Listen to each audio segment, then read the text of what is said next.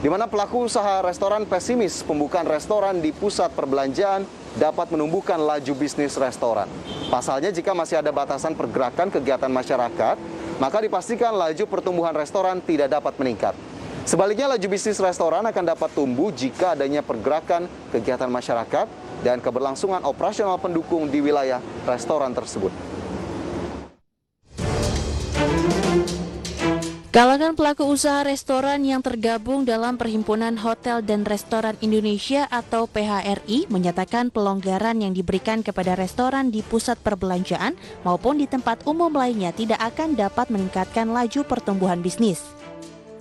Pasalnya menurut Sekretaris Jenderal Perhimpunan Hotel dan Restoran Indonesia Maulana Yusran, laju bisnis restoran akan dapat tumbuh jika adanya pergerakan kegiatan masyarakat dan keberlangsungan operasional kegiatan pendukung di wilayah restoran tersebut.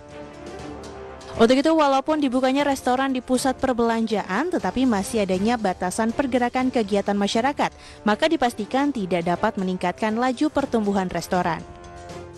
Jadi kalau dibuka secara mau dibuka pun dengan kondisi kegiatan atau pergerakan orang itu masih ditahan, mereka nggak akan bisa tumbuh. Apalagi ditambah dengan batasan-batasan di bawah 12 tahun tidak diizinkan, kemudian di atas 70 tahun tidak diizinkan. Ini yang menjadi kendalanya seperti itu.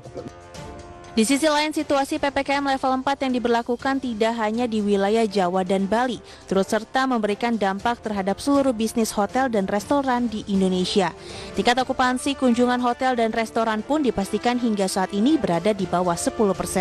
Dari Jakarta, Riki Anwardi, IDX Channel.